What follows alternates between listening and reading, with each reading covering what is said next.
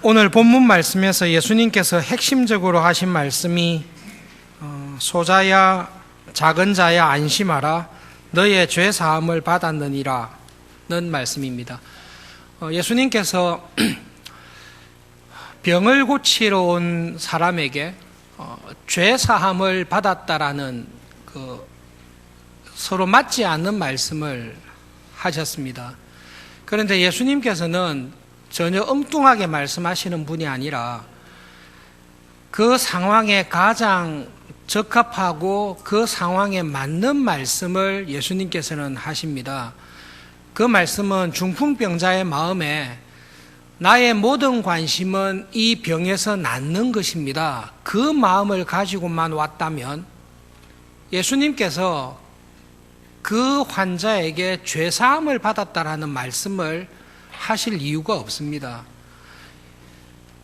예수님께서 그 중풍병자에게 너의 죄사함을 받았느니라는 말씀을 하신 것은 중풍병자의 마음속에 육체의 병의 문제도 있지만 그의 마음의 중심에는 죄의 문제가 항상 깊게 더 근본적으로 자리 잡고 있었기 때문입니다.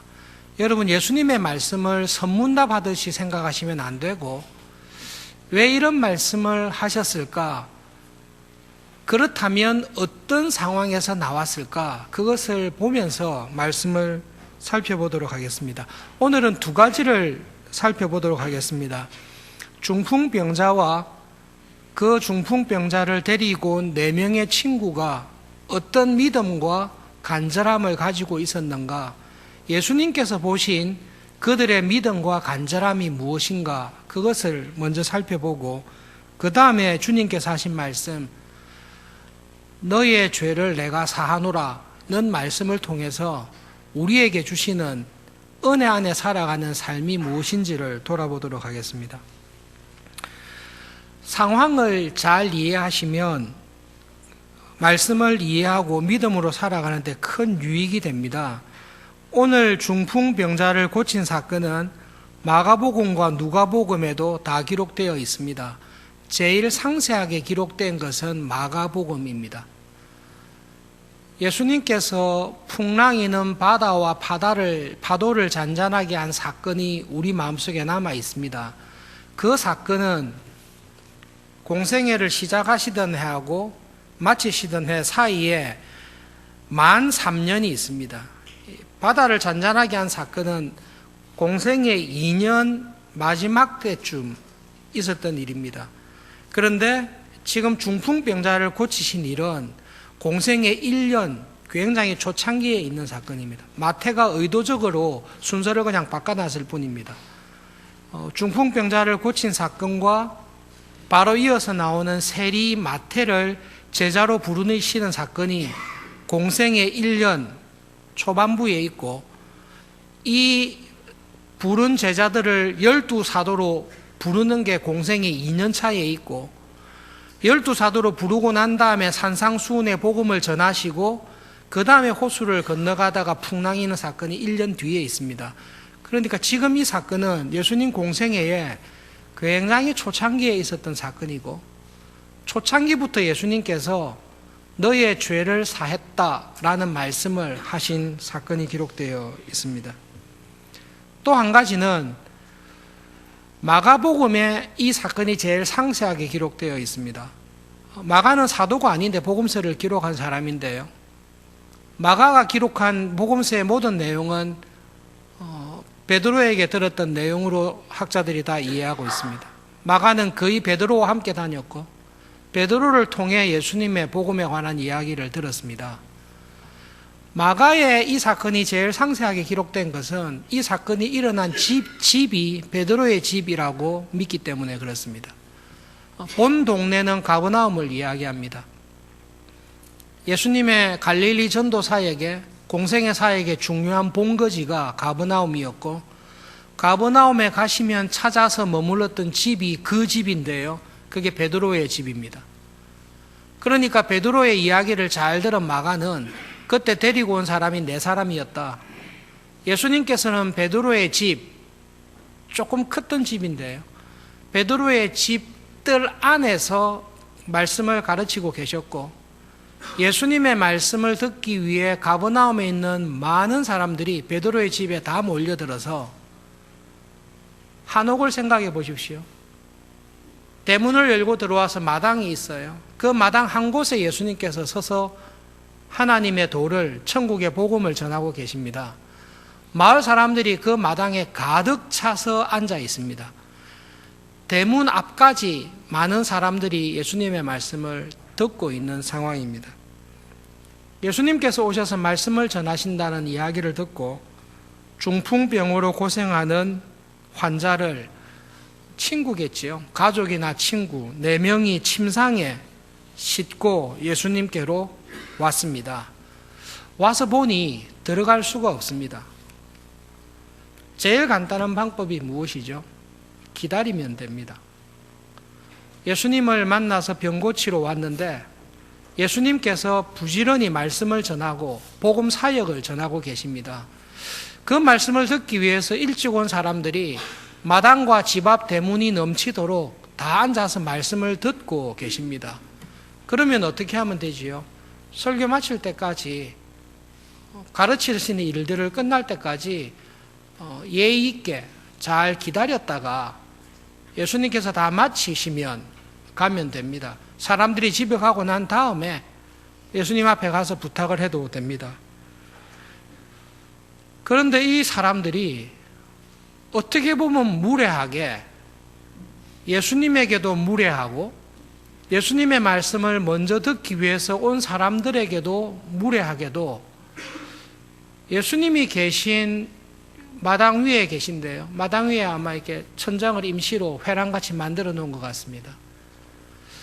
그 지붕을 뜯고 사람을 내렸다라는 것입니다. 정상적인 집의 지붕을 뜯기는 거의 불가능하고, 우리가 많이 도움을 받는 에델샤임이라는 그 탁월한 유대인 랍비와 개혁교회 목사님의 설명을 들어보면 예수님께서 서 계신 그 마당 윗부분에 나무를 대고 그 위에 기와를 얹어서 그늘을 가리게 해놓은 그 정도의 지붕이 있는데, 건강한 남자 4사람이면 몇 분 안에 다 뜯어낼 수 있는 간단한 구조물입니다. 환자를 데리고 지붕에 올라가서 예수님 머리에 있는 지붕을 드러내고 판자를 다 드러내서 몇 분 안에 간단하게 정리하고, 병자를 예수님께서 말씀하시는 중간에 예수님 발 앞에 내려놓은 것입니다. 오늘 설교에, 오늘 예수님의 말씀의 중요한 부분인데요, 예수님께서 그 모습을 보셨어요.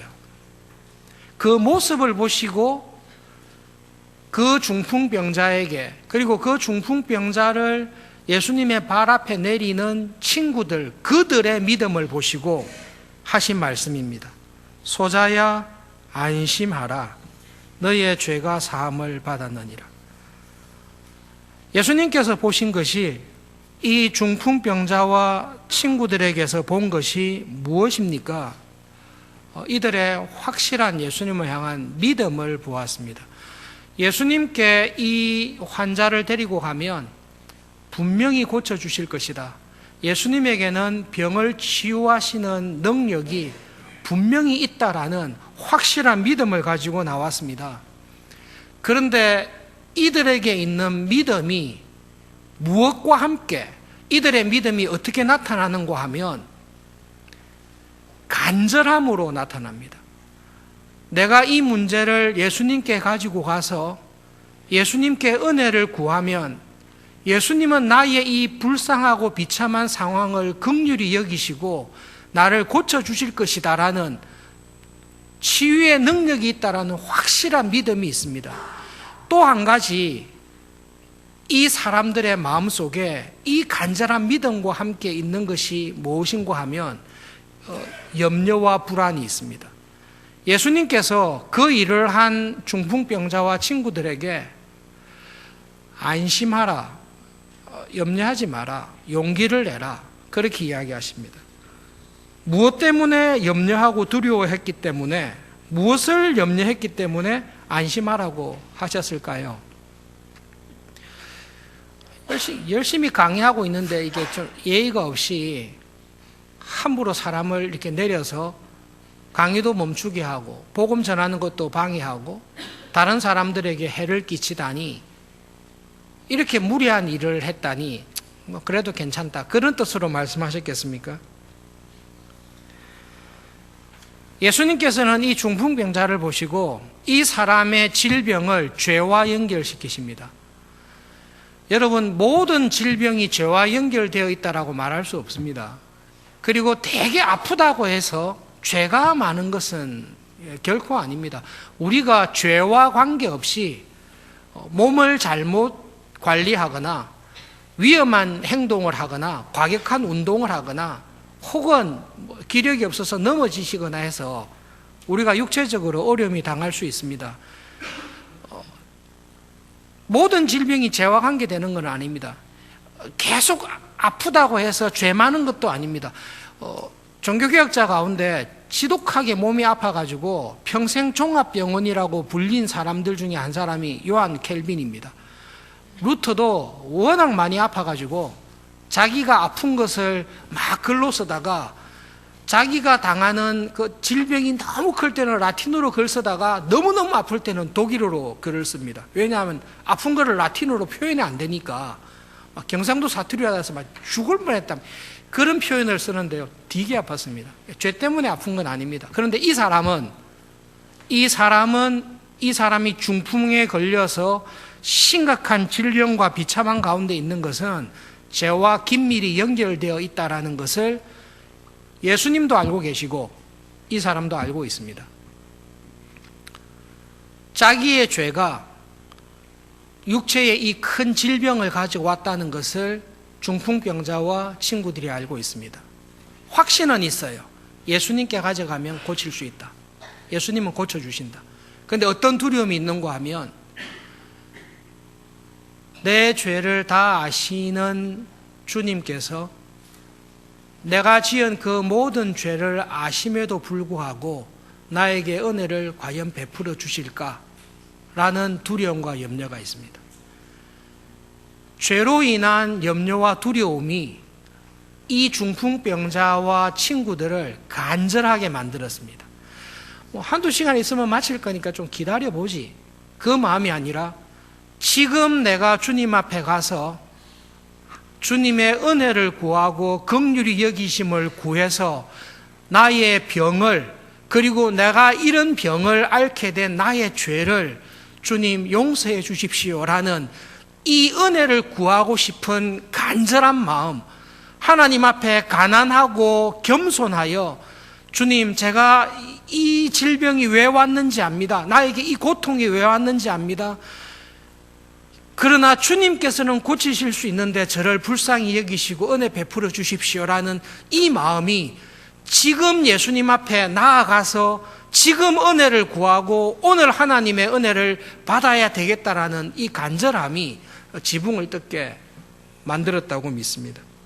예수님께서 그 마음과 그 모습을 보시고 내가 너의 믿음과 그 믿음으로 인한 간절함을 아는데 염려하지 마라, 걱정하지 마라, 그렇게 환자에게 말씀하고 계십니다.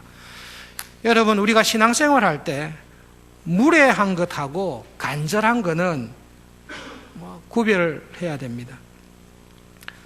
다른 사람이 어떻게 되든지 간에 내 병만 고치면 된다, 무례하게 내 병만 나으면 다 된다, 그런 마음으로 나왔다면 예수님께서 그를 책망하셨을 것입니다. 예수님이야 어떻든 다른 사람들이 일찍 와서 은혜 받든 말든 내 병만 나으면 되니까 지붕이라도 뚫고 가서 내가 1순위로 은혜를 무조건 받아야 되겠다, 그런 이기적인 마음으로 왔다면 예수님께서 좋은 말씀 하시지 않으셨을 것입니다. 그러나 예수님께서 이 사람의 무례하게 보이는 행동을 보셨을 때에 소자야, 너의 마음이 정말로 가난하구나, 너의 마음이 간절히 하나님의 은혜를 구하고 있구나, 그리고 네가 내 앞에 나올 때에 너의 죄로 인한 염려와 걱정이 있구나, 주님께서 두 가지 말 가운데 그의 믿음과 그의 마음속에 있는 염려를 정확하게 지적하고 말씀하십니다. 마음이 겸손하고 가난한 소자야, 안심해라. 네가 이렇게 나온 것이 너의 질병에 대한, 너의 죄로 인한 가난함으로 간절히 은혜를 받기 위해 나왔다는 것을 내가 아니, 소자야 안심해라 말씀하십니다. 여러분, 우리의 신앙생활 가운데 우리는 믿음이 있다고 하면서 그 믿음을 간절함으로 나타내는 경우가 드뭅니다. 우리는 오히려 믿음이 있는데 그 믿음으로 인하여 게으르거나 스스로 나태한 자리에 우리를 둘 때가 들어 있습니다. 한국에서는 교육열이 예로부터 치열했습니다. 교회 학생들이든 부모든 항상 이런 유혹을 받습니다. 고등학교 3학년 때는 학업에 열심을 내고 3학년 1년 동안은 교회를 빠지더라도 학원과 학교에서 열심히 공부해서 대학 가서 열심히 좋은 대학 가서 신앙생활 열심히 하면 하나님께서 은혜로 다 갚아주실 것이다. 그 참말입니까? 거짓말입니까? 완전히 거짓말입니다. 그거를 하나님 앞에 두고 해보십시오. 하나님, 제가 1년간 하나님의 말씀을 불순종하겠습니다. 제가 1년간은 하나님의 말씀을 안 듣겠습니다. 그리고 내가 실력을 잘 쌓아서 내가 실력을 갖춘 사람으로 유명한 대학에 훌륭한 안정된 직장에서 직업을 먼저 정리하겠습니다. 그 다음에 제가 유명한 대학의 대학생으로 훌륭한 직장에 안정된 직업인으로 정리해서 와서 하나님을 돕겠습니다. 하나님께 도움이 됩니까? 하나님께서는 제사를 원하시는 게 아니라 하나님을 믿는 믿음에 순종을 기뻐하십니다. 하나님께서는 실력 있는 교인을 찾는 게 아니라 순종하는 교인을 찾으십니다. 이 중풍병자의 마음속에 믿음 생활하는 우리에게 주는 중요한 교훈이 있습니다.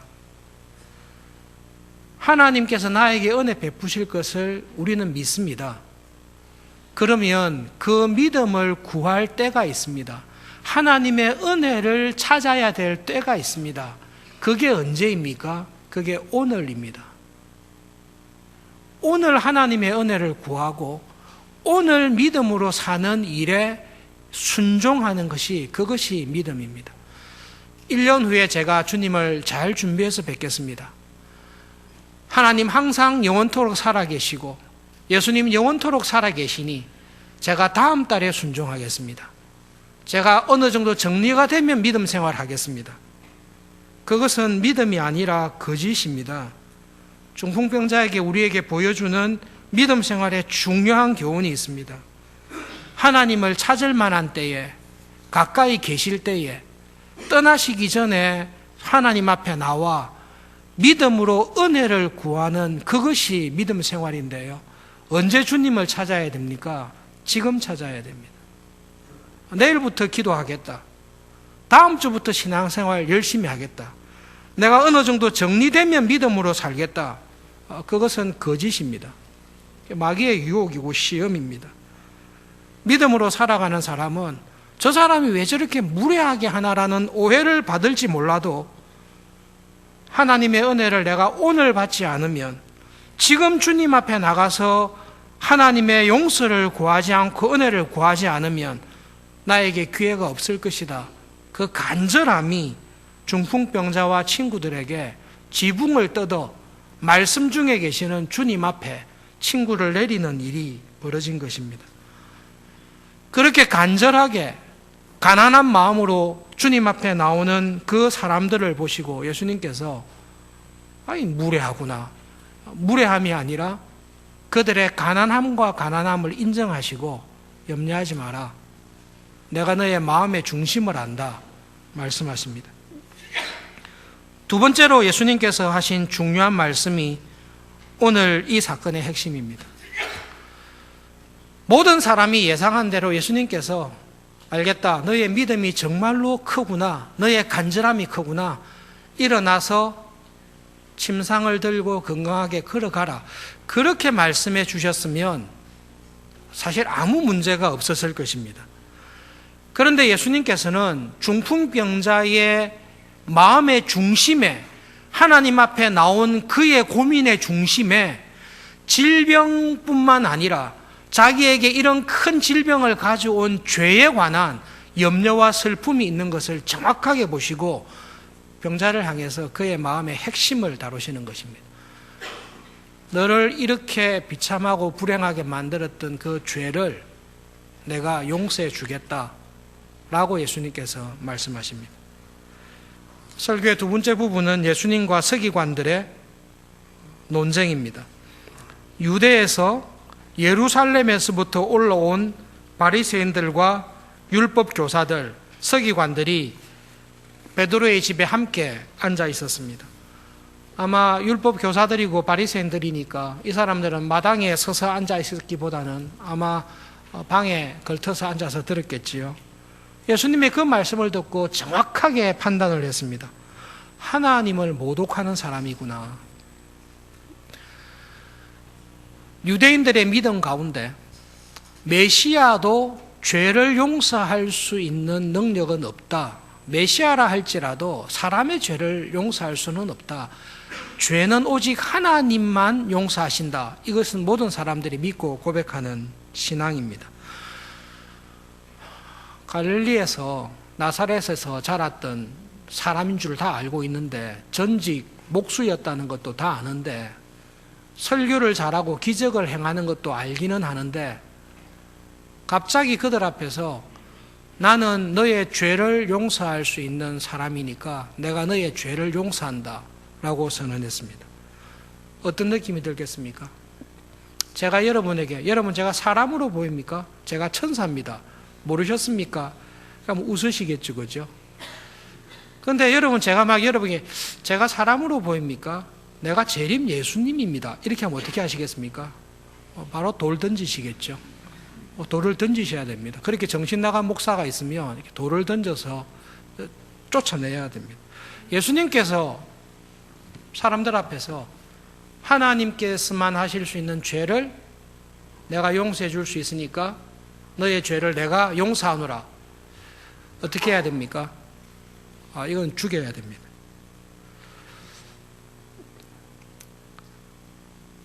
그 상황 속에서 예수님께서 자신이 참으로 죄를 사하는 분이심을 보여줄 수 있는 유일한 길은 병자를 완전하게 고치시는 길입니다. 병자를 못 고친다 이렇게 하면 완전 거짓말이 되는 거고, 친구들이 침상에 누워서 옮겨야 될 심각한 중풍병자인데 그 사람의 병이 죄로 말미암았을 것이다 라는 것은 유대인들이 공통적으로 가지고 있는 생각인데, 저 사람이 정말로 죄를 사할 수 있다면 죄 사하는 것은 볼 수 없지만 그 죄로 인해 나온 심각한 질병인 저 병을 완전하게 확 회복시켜버리면 최소한 사람들의 마음속에 충격과 함께 고민이 되는 것입니다. 이런 중풍병자를 한순간에 고친다고 하고, 한순간에 고친 분이 이 병의 근원인 죄를 용서한다고 하면 저 사람은 정말 거짓말장이일까?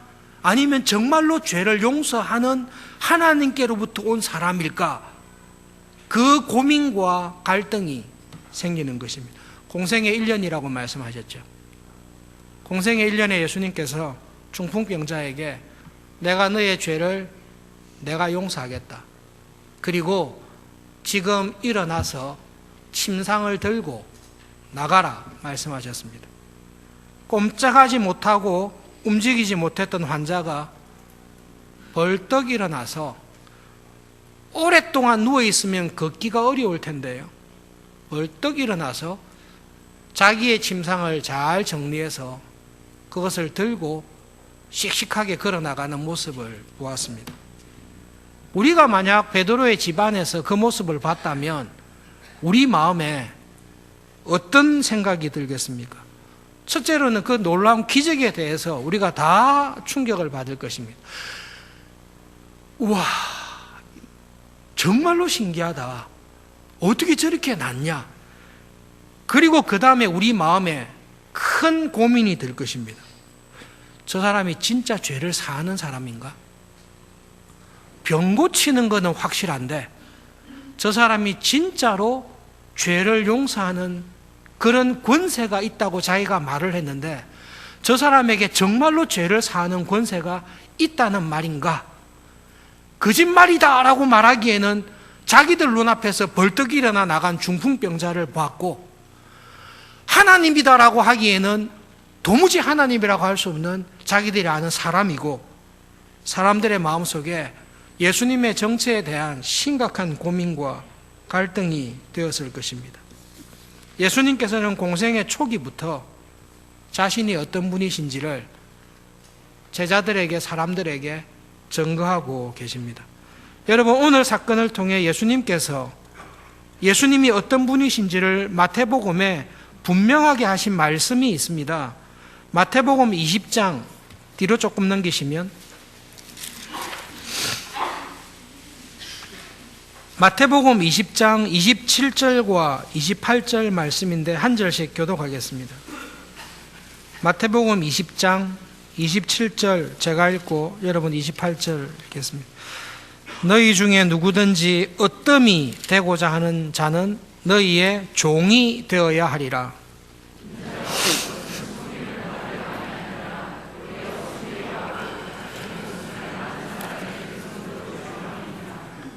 점점 예수님께서는 자기가 누구신지, 자기가 어떤 일을 이루기 위해 오셨는지를 제자들에게, 교회에 분명하게 말씀하고 계십니다. 예수님은 존경과 칭찬과 인정을 받기 위해서 오신 것이 아닙니다. 예수님은 종으로 오셨습니다. 예수님은 어떤 종으로 오셨는가 하면, 자기가 죽는 일이 있어도 자기의 죽음으로 인해 다른 사람을 살리는 그러한 종으로 왔습니다. 예수님께서 중풍병자에게 이야기했습니다. 내가 너의 죄를 다 용서해 주겠다. 어떻게 용서하시겠다는 말씀이죠? 내가 너의 모든 죄를 다 용서해 주겠다. 그리고 그 죄로 인하여 네가 당하고 있는 중풍병, 모든 죄로 인한 슬픔과 질병과 괴로움을 내가 다 제거해 주겠다. 어떻게 제거하십니까? 이사야 53장에 있는 대로 그가 찔림은 우리의 허물 때문입니다. 그가 상한 것은 나의 죄 때문입니다. 나의 허물로 인하여 내가 찔림을 받아야 되고 나의 죄 때문에 내가 죽어야 되는데, 예수님께서는 중풍병자에게 너의 죄로 인한 죽음을 내가 대신 죽겠다. 내가 너의 죄를 용서하는데 너에게 있는 모든 죄를 나에게 다 가지고 와서 네가 죄로 인해 죽어야 될 자리에 내가 들어가서 죽겠다. 그러므로 너의 죄를 용서하시겠다라고 말씀하시는 것입니다. 내가 너의 모든 질병, 너의 중풍에서, 너의 오래된 질병과 괴로움에서 너를 회복시키고 슬픔과 질병이 없는 온전한 몸으로 너를 회복시켜 주겠다. 어떻게 하십니까? 나에게 있는 질병과 죄를 예수님께서 다 앓으시는 것입니다. 그것이 우리에게 주신 하나님의 은혜입니다. 여기에 두 사람이 있습니다. 하나님의 은혜가 어떠한지를 보여주시는 예수님과 자칭 신앙에 열심이 있다라고 하고 자칭 믿음 생활 잘하고 있다라고 하는 바리새인들과 서기관들, 율법학자들이 있습니다. 우리가 믿음 생활할 때에 내가 하나님의 은혜 안에, 믿음 안에 살고 있는지, 자기의 의를 추구하는 교만한 헛된 자리에 있는지는 죄에 대한 태도에 딱 의해서 갈라집니다. 하나님의 은혜 안에 있는 사람은 죄인을 대할 때에, 죄를 볼 때에 그의 죄를 내 것으로 삼는 사람입니다. 예수님께서 나의 죄를 보시고 우리의 죄를 보실 때, 우리의 허물과 연약함을 보실 때 예수님께서 우리의 모든 죄와 연약함과 부족함을 자기 몸에 다 가져가십니다. 그리고 그것을 자기 것이라고 생각하십니다. 그리고 그것에 대해서 당해야 될 고통을 묵묵히 당하시는 것이 하나님의 은혜입니다. 내가 받아야 될 모욕을 예수님께서 받으시는 것입니다. 내가 받아야 될 수치와 내가 받아야 될 채찍을 예수님께서 대신 받아내시는 것입니다. 그것이 하나님의 은혜 안에 살아가는 삶입니다. 여러분, 완전히 완치된 중풍병자의 삶이 어떠했겠습니까? 이 중풍병자는 두 가지의 은혜를 받았습니다. 겉으로는 육체의 질병, 중풍에서 완전히 회복되었습니다. 그러나 이 중풍병자의 마음에 강하게 사로잡고 있는 것은 내가 이제 마음껏 움직일 수 있다, 이게 아니라 죄입니다. 나를 이렇게 비참하고 불행하게 만들었던 이 죄를 예수님께서 다 가져가셔서 죄에서 나를 건져주시고 자유하게 해주시는 그 은혜를 주셨다라는 것을 이 중풍병자는 확실하게 합니다. 그리고 자기가 가서 자기 주변에 죄로 인한 잘못으로 인해서 하나님의 은혜에 나가고 싶지만 나가지 못하는 사람들에게 자신 있게 이야기합니다. 나도 내 죄가 내 발목을 잡았는데 내가 이 죄를 가지고 주님 앞에, 하나님 앞에 나가서 과연 은혜를 구할 자격이 있을까? 그런 염려와 불안이 있었지만 막상 주님 앞에, 하나님 앞에 내가 갔을 때 하나님께서는 나의 가난하고 애통하는 마음을 불쌍히 여기시고 내 죄를 주님께서 다 가져가시고 내 죄를 용서해 주시더라. 자기의 생명을 내어놓으시고 나에게 새로운 생명을 주시더라. 네가 내보다 더 죄를 많이 지었냐? 걱정하지 마라. 하나님은 죄를 용서하시고 그 죄를 자기의 것으로 삼으시는 분이 하나님이시다. 이것이 하나님의 은혜를 경험한 사람이 다른 사람을 바라보는 태도입니다. 바리새인들과 서기관들은 하나님의 은혜를 경험한 적이 없습니다. 복음서를 아무리 읽어보셔도 예수님께서 바리새인들과 서기관들의 열심은 인정하지만 그들이 종교적인 열심, 신앙행위의 열심은 열심히 한다라는 것은 인정하시지만 바리새인들과 서기관들을 향해 그들이 경건하다거나 믿음이 좋다거나 하나님의 은혜를 안다라고는 한 번도 말씀하신 적이 없습니다. 신앙생활할 때 이런 교인들이 될 위험이 있습니다. 바리새인들과 서기관들의 장점이 있습니다. 죄에 대해서 민감하고 죄를 잘 압니다. 그런데 죄인을 무시하고 비판하고 책망하고 판단을 하지 그 죄인을 사랑하지는 않습니다. 한 가지 조건을 겁니다. 네가 나처럼 의로우면, 네가 내처럼 경건하면 그러면 친구가 돼주겠다. 그러나 세리는, 창녀는, 죄인은 상종해서는 안 된다. 그런 사람들을 어떻게 영접하고 같이 밥을 먹냐? 그것이 바리새인들과 서기관들이 가지고 있는 신앙의 모습입니다. 하나님의 은혜를 맛본 적이 없고 하나님의 은혜가 어떤 것인지를 배운 적도 없는 사람들입니다. 예수님께서 그런 바리새인들과 서기관들과 같은 신앙생활을 하는, 결국 신앙생활을 통해 자기의 의를 자랑하고 내가 너보다 낫다라는 것으로 만족하는 그러한 형식적인 교인들을 향해서 하신 말씀이 있는데요. 너희들은 하나님 나라에 절대로 못 들어간다. 왜냐하면 너희들은 하나님의 은혜를 받은 적이 없기 때문이다. 하나님의 은혜를 받은 사람은, 하나님의 은혜의 선물인 예수님의 은혜를 받은 사람은 다른 사람의 죄를 내 것으로 삼고 가는 사람입니다. 예수님께서 주님을 따르며 살기 원하는 우리들에게 나를 따라오너라 말씀하셨는데요. 예수님께서 가신 길을 따라가는 사람은 죄를 볼 때에, 죄인을 볼 때에 그 죄를 내 몸 안에 채우는 사람입니다. 그리고 그 사람의, 다른 사람의 그 죄를 용서하고 회복시키기 위해 아무런 이유 없이 다른 사람이 받아야 될 상처와 모욕을 묵묵하게 내 몸에 채우면서 살아가는 사람입니다. 다른 사람이 맞아야 될 매를 내가 맞고 다른 사람이 죽어야 되는 자리에서 내가 들어가서 기꺼이 죽는 것이 하나님의 은혜를, 예수님을 통해 참 구원의 은혜를 받은 사람들이, 제자들이 살아가는 삶입니다. 그런데 그 일을 기꺼이 합니다. 내가 받은 은혜가 너무 크기 때문입니다. 내가 예수님께 받은 은혜와 사랑을, 내가 1만 달란트를 빚졌다라는 것을, 탕감받았다는 것을 생각할 때에 그 은혜가 나로 하여금 가만히 있지 못하게 하는 것입니다.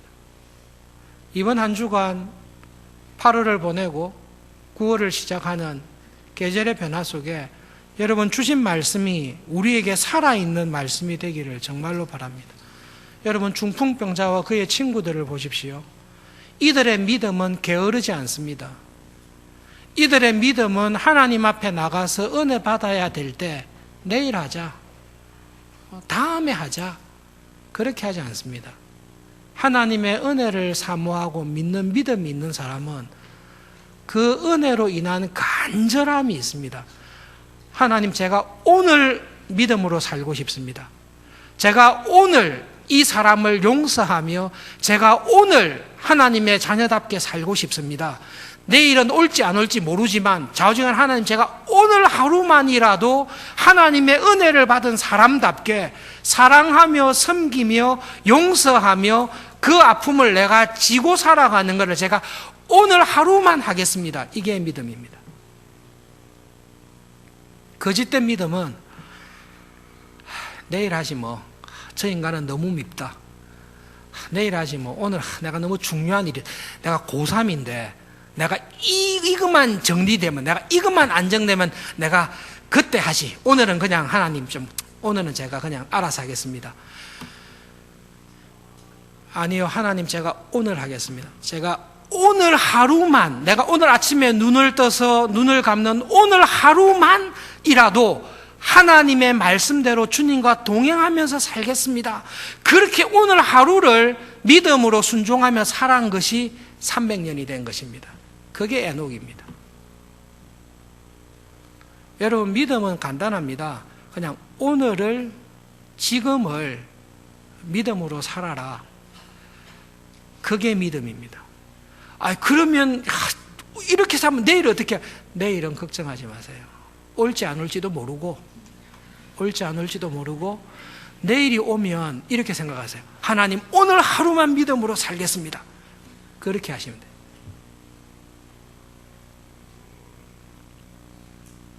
마귀의 시험은 내일도 있잖아.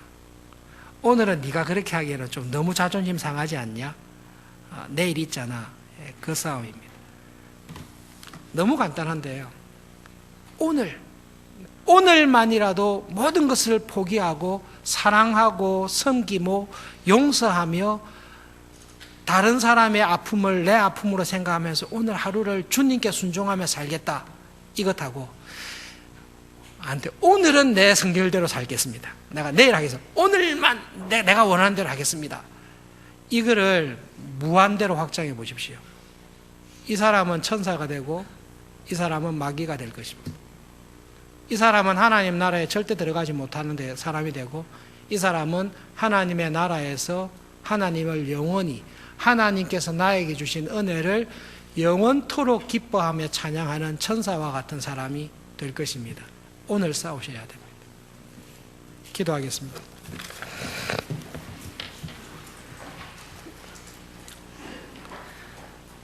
우리의 죄가 우리의 발목을 잡더라도, 마귀가 우리의 죄를 속속들이 지적하며 송사하더라도 하나님은 자기의 생명을 나를 위해 내어놓으시고 가난하고 겸손한 마음으로 은혜를 구하는 자에게 두 팔을 벌려 십자가의 사랑으로, 십자가에서 흘리신 그 보혈로 나의 모든 죄와 허물을 완전히 씻기시는 주님이심을 이 시간 기억하며 감사합니다.